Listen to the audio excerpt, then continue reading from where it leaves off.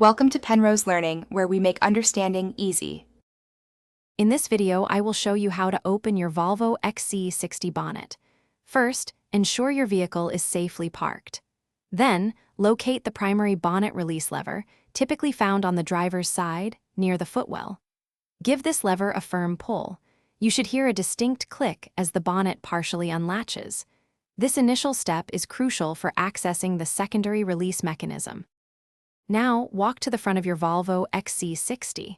The bonnet will be slightly ajar.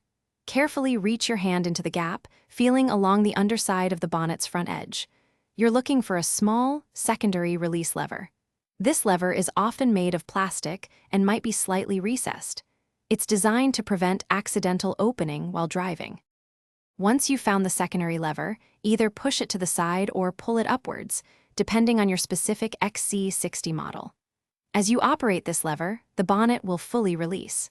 Now, you can gently lift the bonnet all the way up.